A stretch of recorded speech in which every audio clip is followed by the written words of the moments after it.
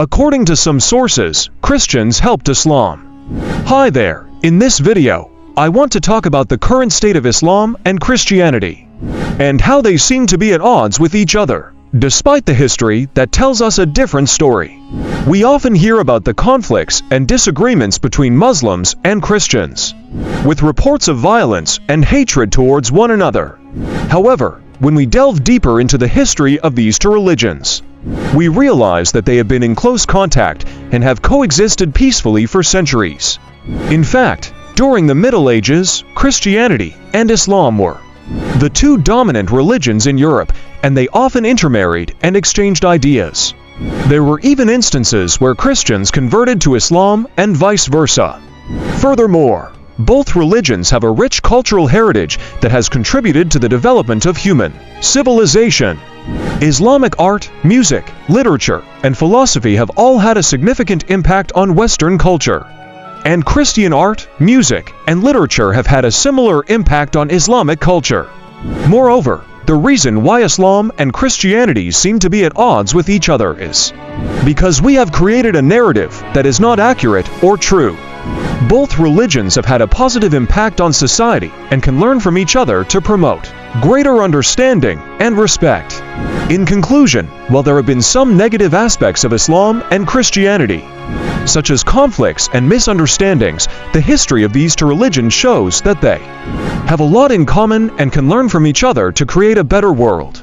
Let us strive to promote love, respect, and understanding between all people, regardless of their beliefs. According to some sources, Christians helped Islam in various ways during the Prophet Muhammad's era. For example, the Prophet Muhammad recognized Christians as one of the people of the book, who shared a common belief in the one God and the revelations of the prophets. He treated them with respect and kindness, contracted treaties with the various Christian tribes, and assured them the freedom to practice their faith and determine their own affairs while living under Islamic law. The Prophet Muhammad also received support from some Christian individuals, such as Waraka ibn Nawfal, the cousin of his first wife Khadijah, who was a Christian scholar and confirmed his prophethood after his first revelation. Another example is Negus, the Christian king of Abyssinia, Ethiopia, who welcomed and protected some of the early Muslim migrants who fled from persecution in Mecca. The Prophet Muhammad also had friendly interactions with some Christian communities, such as the monks of St. Catherine's Monastery in Sinai, Egypt. He granted them a charter of rights, known as the Ashtename of Muhammad, which guaranteed their protection, freedom, and autonomy under Muslim rule. He also visited and prayed in a Christian church in Najran, Yemen, and engaged in a peaceful dialogue with its clergy. These are some examples of how Christians helped Islam during the Prophet Muhammad's era. However, there were also some conflicts and disagreements between Muslims and Christians over theological and political issues, which led to some wars and polemics in later periods. The role of Christians at the time of the tragedy of Karbala is not very clear, as there are few historical sources that mention them. However, some scholars have suggested that some Christians may have sympathized with Hussein ibn Ali and his followers, who were seen as oppressed and persecuted by the Umayyad Caliph Yazid I. Some Christians may have also been influenced by the Shia doctrine of imamate, which holds that Hussein was the rightful successor of the Prophet Muhammad and the leader of the Muslim community. One possible evidence of Christian involvement in the tragedy of Karbala is the story of Wahab ibn Abdullah al-Kalbi, a Christian convert who joined Hussein's army and fought bravely against the Umayyads.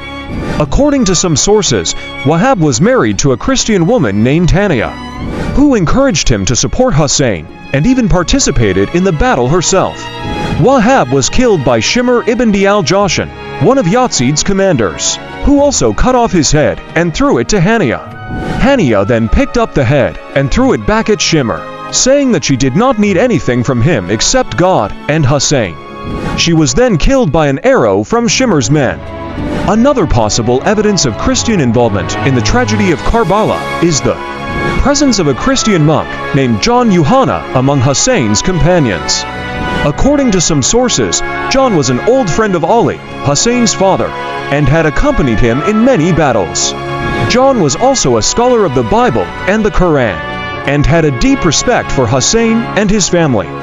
John fought alongside Hussein until he was martyred by the Umayyads. Some scholars have also suggested that some Christians may have helped Hussein's family and followers after the battle by providing them with shelter, food, water, and medical care.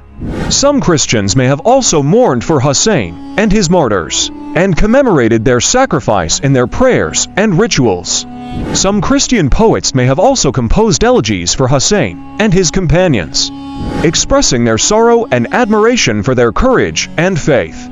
In conclusion, the role of Christians at the time of the tragedy of Karbala is not very well documented, but there are some indications that some Christians may have supported Hussein and his cause, either by fighting with him or by helping his survivors.